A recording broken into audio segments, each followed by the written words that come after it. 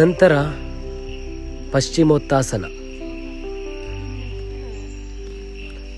ನಮ್ಮ ಉದರದ ಬೊಜ್ಜು ಇರ್ಬೋದು, ಅದೇ ರೀತಿ ನಮ್ಮ ನೀ ಪೇನ್ಸ್ ಇರ್ಬೋದು, ಜೀರ್ಣಕ್ರಿಯೆಗೆ ಸಹಕಾರಿಯಾಗುವಂಥ ಒಂದು ಆಸನ ಅಂದರೆ ನಮಗೆ ಪಶ್ಚಿಮೋತ್ತಾಸನ.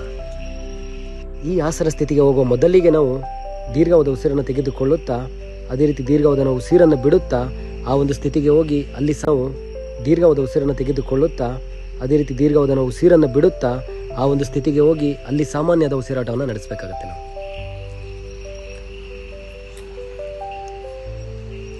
ನಾವು ಬೆನ್ನ ಮೇಲೆ ಮಲಗಿ ಮಾಡುವ ಆಸನಗಳಿಗೆ ಶವಾಸನ ಸ್ಥಿತಿಯಿಂದ ಬರಬೇಕಾಗುತ್ತದೆ. ನಾವು ಸರ್ವಾಂಗಾಸನವನ್ನು ನೋಡುವುದಾದರೆ ನಾವು ಯೋಗದಲ್ಲಿ ಇದನ್ನು ನಾವು ಎಲ್ಲ ಆಸನಗಳ ತಾಯಿ ಎಂದು ಸಹ ಕರಿತೇವೆ. ಇದರಲ್ಲಿ ನಾವು ನೋಡೋದಾದರೆ ನಮ್ಮ ಬ್ಯಾಕ್ ಪೇನ್ಸ್ ಇರ್ಬೋದು, ಅದೇ ರೀತಿ ನಮ್ಮ ದೇಹದಲ್ಲಿ ನಮ್ಮ ತಲೆಗೆ ರಕ್ತವನ್ನು ಪರಿಚಲನೆ ಹೆಚ್ಚಿಸುವುದು ಈ ಆಸನ ಅಂತ ನಾವು ನೋಡ್ಬೋದಾಗಿದೆ. ನಂತರ ವಿಶ್ರಾಂತಿದಾಯಕವಾದಂಥ ಆಸನದಲ್ಲಿ ನಾವು ಮಕರಾಸನವನ್ನು ನೋಡ್ಬೋದಾಗಿದೆ. ನಂತರ ಅಡ್ವಾನ್ಸ್ ಆಸನಗಳಲ್ಲಿ ನಾವು ಹೆಚ್ಚಿನ ಯುವಕರ ಹ್ಯಾಂಡ್ ಸ್ಟ್ರೆಂತ್ ಇರ್ಬೋದು, ಅದೇ ರೀತಿ ಶೋಲ್ಡರ್ ಸ್ಟ್ರೆಂತ್ಗಳನ್ನ ಕಾಣಲಿಕ್ಕೆ ಆಗಿರ್ಬೋದು, ಅಬ್ಡಮನ್ ಸ್ಟ್ರೆಂತ್ಗಳಿಗೆ ನಾವು ಈ ಪಿಂಚ ಮಯೂರಾಸನವನ್ನು ಸಹ ಮಾಡ್ಬೋದಾಗಿದೆ.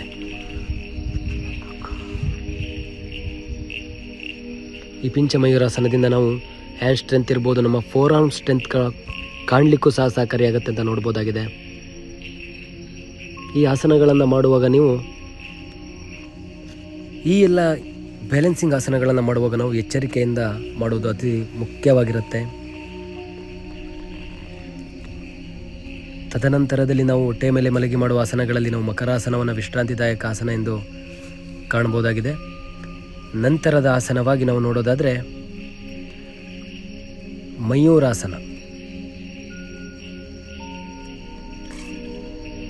ಇದು ಕೂಡ ನಮ್ಮ ಅಬ್ಡಮನ್ ಸ್ಟ್ರೆಂತ್ ಮತ್ತು ಅದೇ ರೀತಿ ನಮ್ಮ ಬ್ಯಾಲೆನ್ಸಿಂಗ್ ಆಗಿರ್ಬೋದು, ನಮ್ಮ ರಿಸ್ಟ್, ಅದೇ ರೀತಿ ನಮ್ಮ ಫೋರ್ ಆರ್ಮ್ಸ್ ಶೋಲ್ಡರ್ಗಳ ಬಲವನ್ನು ಹೆಚ್ಚಿಸಲಿಕ್ಕೆ ಮಾಡುವಂಥ ಒಂದು ಆಸನವಾಗಿದೆ. ಯಾವುದೇ ಆಸನಗಳನ್ನು ನಾವು ಮಾಡುವಾಗ ಸಾಮಾನ್ಯವಾಗಿ ಉಸಿರನ್ನು ದೀರ್ಘವಾಗಿ ತೆಗೆದುಕೊಳ್ಳೋದಾಗಿರಬಹುದು, ಅದೇ ರೀತಿ ಉಸಿರನ್ನು ಬಿಡುವುದು ಅತಿ ಮುಖ್ಯವಾಗಿರುತ್ತದೆ.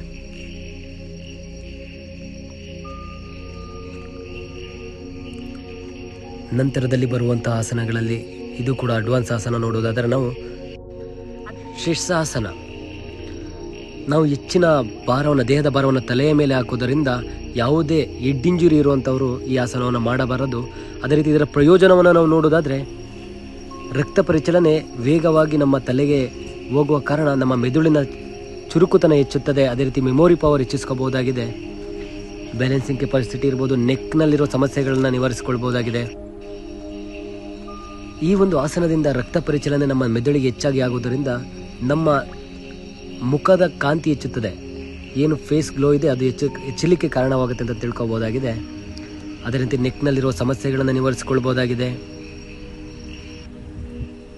ನಾವು ಈ ಆಸನದಿಂದ ವಾಪಸ್ ಹೋಗುವಾಗ ಎಚ್ಚರಿಕೆಯಿಂದ ಹೋಗಬೇಕಾಗಿರುತ್ತದೆ. ಉತ್ತಮವಾದ ಕ್ರಮಗಳೊಂದಿಗೆ ಈ ಆಸನವನ್ನು ಮಾಡಬೇಕಾಗಿರುತ್ತದೆ.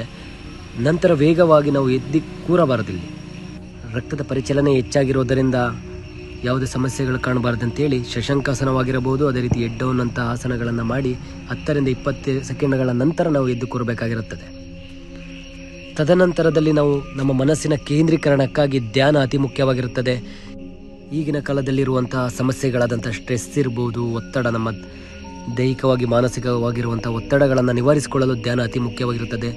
ಧ್ಯಾನವನ್ನು ನಾವು ವಿಶ್ರಾಂತಿದಾಯಕ ಆಸನಗಳಾದಂಥ ಸುಖಾಸನವಾಗಿರಬಹುದು, ಪದ್ಮಾಸನವಾಗಿರಬಹುದು, ವಜ್ರಾಸನವಾಗಿರಬಹುದು, ವೀರಾಸನವಾಗಿರಬಹುದು, ಸಿದ್ಧಾಸನ, ಈ ರೀತಿ ಆಸನಗಳನ್ನು ಬಳಸಿಕೊಂಡು ನಾವು ಒಂದು ಚಿನ್ಮುದ್ರೆಯೊಂದಿಗೆ ಮಾಡೋದು ಅತಿ ಸೂಕ್ತವಾಗಿರುತ್ತೆ ಅಂತ ನಾವು ತಿಳಿಬಹುದಾಗಿದೆ. ನಮ್ಮ ಮನಸ್ಸನ್ನು ಕೇಂದ್ರೀಕರಿಸಿಕೊಳ್ಳುವುದು ಇಲ್ಲಿ ಮುಖ್ಯವಾಗಿರುತ್ತದೆ. ದೀರ್ಘವಾದ ಉಸಿರನ್ನು ತೆಗೆದುಕೊಳ್ಳುತ್ತಾ ದೀರ್ಘವಾದ ಉಸಿರನ್ನು ಬಿಡುತ್ತಾ ನಾವು ಒಂದು ಈ ಧ್ಯಾನವನ್ನು ಮಾಡಬೇಕಾಗಿರುತ್ತದೆ. ಈಗಿನ ಒಂದು ಕೆಲಸದ ಒಂದು ಸ್ಟ್ರೆಸ್ಗಳಿರ್ಬೋದು, ಅದೇ ರೀತಿ ಪ್ರೊಫೆಷ್ನಲ್ಸ್ಗಳಿಗಿರುವಂಥ ಸಮಸ್ಯೆಗಳಿರ್ಬೋದು, ನಮ್ಮ ಮನಸ್ಸನ್ನು ಕೇಂದ್ರೀಕರಿಸಿಕೊಳ್ಳಲು ನಾವು ಅತಿ ಮುಖ್ಯವಾಗಿ ಧ್ಯಾನ ಮಾಡುವುದು ಸೂಕ್ತ ಎಂದು ನಾವು ತಿಳಿಬಹುದಾಗಿದೆ. ದಿನನಿತ್ಯ ನಾವು 10 ರಿಂದ 15 ನಿಮಿಷಗಳ ಸಹ ಒಂದು ಧ್ಯಾನವನ್ನು ಮಾಡಿದರೆ ನಮ್ಮ ಮನಸ್ಸಿನ ಕೇಂದ್ರೀಕರಣ ಕಾಣಲಿಕ್ಕೆ ಸಹಕಾರಿಯಾಗುತ್ತೆ ಅಂತ ನೋಡ್ಬೋದಾಗಿದೆ. ನಾವಿಲ್ಲಿ ವೀರಾಸನವಾಗಿರಬಹುದು, ಸಿದ್ಧಾಸನ, ಈ ರೀತಿ ಆಸನಗಳನ್ನು ಬಳಸಿಕೊಂಡು ನಾವು ಒಂದು ಚಿನ್ಮುದ್ರೆಯೊಂದಿಗೆ ಮಾಡೋದು ಅತಿ ಸೂಕ್ತವಾಗಿರುತ್ತೆ ಅಂತ ನಾವು ತಿಳಿಬಹುದಾಗಿದೆ. ನಮ್ಮ ಮನಸ್ಸನ್ನು ಕೇಂದ್ರೀಕರಿಸಿಕೊಳ್ಳುವುದು ಇಲ್ಲಿ ಮುಖ್ಯವಾಗಿರುತ್ತದೆ. ದೀರ್ಘವಾದ ಉಸಿರನ್ನು ತೆಗೆದುಕೊಳ್ಳುತ್ತಾ ದೀರ್ಘವಾದ ಉಸಿರನ್ನು ಬಿಡುತ್ತಾ ನಾವು ಈ ಧ್ಯಾನವನ್ನು ಮಾಡಬೇಕಾಗಿರುತ್ತದೆ. ಈಗಿನ ಕೆಲಸದ ಸ್ಟ್ರೆಸ್ಗಳಿರ್ಬೋದು, ಅದೇ ರೀತಿ ಪ್ರೊಫೆಷ್ನಲ್ಸ್ಗಳಿಗಿರುವಂಥ ಸಮಸ್ಯೆಗಳಿರ್ಬೋದು, ನಮ್ಮ ಮನಸ್ಸನ್ನು ಕೇಂದ್ರೀಕರಿಸಿಕೊಳ್ಳಲು ನಾವು ಅತಿ ಮುಖ್ಯವಾಗಿ ಧ್ಯಾನ ಮಾಡುವುದು ಸೂಕ್ತ ಎಂದು ನಾವು ತಿಳಿಬೋದಾಗಿದೆ. ದಿನನಿತ್ಯ ನಾವು 10 ರಿಂದ 15 ನಿಮಿಷಗಳು ಸಹ ಧ್ಯಾನವನ್ನು ಮಾಡಿದರೆ ನಮ್ಮ ಮನಸ್ಸಿನ ಕೇಂದ್ರೀಕರಣ ಕಾಣಲಿಕ್ಕೆ ಸಹಕಾರಿಯಾಗುತ್ತೆ ಅಂತ ನೋಡ್ಬೋದಾಗಿದೆ ನಾವಿಲ್ಲಿ. ನಂತರ ನಾವು ಇಲ್ಲಿ ತೋರಿಸುವ ಹಾಗೆ ಕ್ರಿಯೆಗಳು, ಯೋಗದಲ್ಲಿ ಕ್ರಿಯೆಗಳು ಕೂಡ ಒಂದು ಭಾಗವಾಗಿದೆ. ಇದನ್ನು ನಾವು ಯಾವುದೇ ರೀತಿಯಲ್ಲಿ ನೇರವಾಗಿ ಮಾಡಬಾರದು. ಒಬ್ಬರ ತರಬೇತಿಯೊಂದಿಗೆ ಮಾಡೋದು ಕ್ರಮಬದ್ಧವಾಗಿರುತ್ತೆ ಅಂತ ತಿಳಿಸ್ಕೊಡಲಾಗುತ್ತೆ. ನಾವೀಗ ಇಲ್ಲಿ ಮಾಡ್ತಿರುವಂತಹ ಜಲನೇತಿ, ನಮ್ಮ ಮೂಗಿನಲ್ಲಿರುವಂತಹ ಸಮಸ್ಯೆಗಳಾದಂತಹ ದುರ್ಮಾಂಸದ ಸಮಸ್ಯೆಗಳಿರಬಹುದು, ಅದೇ ರೀತಿ ಉಸಿರಾಟ ಸಮಸ್ಯೆಗಳಿಗೂ ಕೂಡ ನಿವಾರಣೆಗೆ ಸಹಕಾರಿಯಾಗುತ್ತೆ ಅಂತ ನೋಡ್ಬೋದಾಗಿದೆ. ನಾವು ಬಲಮೂಗಿನಿಂದ ಜಲನೇತಿಯನ್ನು ಮಾಡಿದರೆ ಅದು ಎಡಮೂಗಿನಲ್ಲಿ ನಾವು ನೀರನ್ನು ಕಾಣ್ಬೋದಾಗಿದೆ. ಅದೇ ರೀತಿ ಎಡಮೂಗಿನಿಂದ ಜಲನೇತಿ ಮಾಡಿದರೆ ಬಲಮೂಗಿನಲ್ಲಿ ನೀರನ್ನು ಬರುವುದನ್ನು ಕಾಣ್ಬೋದಾಗಿದೆ. ಆ ಸಮಯದಲ್ಲಿ ಬಾಯಿಯಲ್ಲಿ ಸಾಮಾನ್ಯದ ಉಸಿರಾಟವನ್ನು ನಡೆಸಬೇಕಾಗಿರುತ್ತದೆ. ತದನಂತರದಲ್ಲಿ ನಾವು ನೋಡೋದಾದರೆ ಸೂತ್ರನೇತಿ, ಸರಿಯಾದ ಉಪಕರಣಗಳನ್ನು ಬಳಸಿಕೊಂಡು ಇದನ್ನು ಮಾಡಬೇಕಾಗಿರುತ್ತದೆ. ತರಬೇತಿಯೊಂದಿಗೆ ಮಾತ್ರ ಮಾಡಲು ಸಾಧ್ಯ. ನೇರವಾಗಿ ಮಾಡಿದರೆ ಅಪಾಯಗಳು ಹೆಚ್ಚಾಗಿ ಕಾಣುತ್ತದೆ. ಇದು ಕೂಡ ನಮ್ಮ ಮೂಗಿನಲ್ಲಿರೋ ದುರ್ಮಾಂಸವನ್ನು ನಿವಾರಿಸಿಕೊಳ್ಳಲು ಸಹಕಾರಿಯಾಗುತ್ತೆ ಸೂತ್ರನೇತಿ. ಮೂಗಿನಲ್ಲಿರುವ ಸಮಸ್ಯೆಗಳನ್ನು ನಿವಾರಿಸಿಕೊಳ್ಳಲು ಮತ್ತು ಗಂಟಲಿನಲ್ಲಿರುವ ಸಮಸ್ಯೆಗಳನ್ನು ನಿವಾರಿಸಿಕೊಳ್ಳಲು ಕ್ರಿಯಾಸ್ಗಳು ಅತಿ ಮುಖ್ಯವಾಗಿ ಸಹಕಾರವನ್ನು ಮಾಡುತ್ತೆ. ನಂತರದಲ್ಲಿ ನಾವು ನೋಡ್ತಾ ಇದ್ದೇವೆ, ಇದು ಜಲಕಪಾಲಪತಿ. ನಮ್ಮ ಗಂಟಲಿನಲ್ಲಿ ನೀರನ್ನು ಹೋಲ್ಡ್ ಮಾಡಿ ನಮ್ಮ ಮೂಗಿನ ಮೂಲಕ ಹೊರ ಹಾಕೋದರಿಂದ ನಮ್ಮ ಮೂಗಿನಲ್ಲಿರೋ ಸಮಸ್ಯೆಗಳಾಗಿರಬಹುದು, ನಮ್ಮ ಗಂಟಲಿನಲ್ಲಾಗಿರುವಂಥ ಸಮಸ್ಯೆಗಳನ್ನು ಸಹ ನಿವಾರಿಸಿಕೊಳ್ಬೋದಾಗಿದೆ. ಈ ಕ್ರಿಯೆಗಳನ್ನು ಮಾಡುವಾಗ ನಾವು ಕ್ರಮಬದ್ಧವಾಗಿ ಎಚ್ಚರಿಕೆಯಿಂದ ಕ್ರಿಯೆಗಳನ್ನು ಮಾಡುವುದು ಅತಿ ಮುಖ್ಯವಾಗಿರುತ್ತದೆ.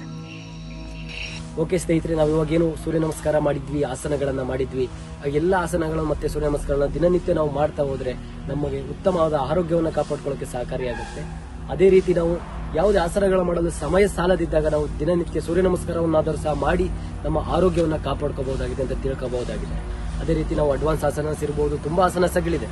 ಆದರೆ ನಮ್ಮ ಆರೋಗ್ಯಕ್ಕೆ ತಕ್ಕಂತೆ ಸೂರ್ಯ ನಮಸ್ಕಾರ ಸಿಂಪಲ್, ಯಾವುದೇ ಕಾಯಿಲೆಗಳು ಬರದಂತೆ ಕಾಪಾಡಿಕೊಳ್ಳುವಂಥ ಆಸನಗಳನ್ನ ಮಾಡೋದ್ರಿಂದ ನಮ್ಮ ದೇಹವನ್ನು ಸದೃಢವಾಗಿ ಮತ್ತು ಬಲಿಷ್ಠವಾಗಿ ಇಟ್ಕೋಬಹುದು. ಯಾವುದೇ ಕಾಯಿಲೆಗಳಿಂದ ದೂರ ಇರಬಹುದು, ಆರೋಗ್ಯವಂತವಾಗಿ ನಮ್ಮ ಜೀವನ ಶೈಲಿಯನ್ನು ನಡೆಸಬಹುದು ಅಂತ ತಿಳ್ಕೋಬಹುದಾಗಿದೆ. ಇದೇ ರೀತಿ ಸ್ನೇಹಿತರೆ, ನೀವು ಕೂಡ ದಿನನಿತ್ಯ ಯೋಗವನ್ನು ಮಾಡಿ ಅಂತ ನಾನು ಹೇಳ್ತಾ ಇದ್ದೇನೆ. ಅದೇ ರೀತಿ ನಿಮ್ಮ ಆರೋಗ್ಯ ನಿಮ್ಮ ಕೈಯಲ್ಲೇ ಇದೆ. ಯೋಗದಿಂದ ನಿಮ್ಮ ಆರೋಗ್ಯವನ್ನು ಕಾಪಾಡ್ಕೋಬಹುದು, ನಿಮ್ಮ ಜೀವನ ಶೈಲಿಯನ್ನೇ ಬದಲಾಯಿಸಿಕೊಳ್ಳಬಹುದು.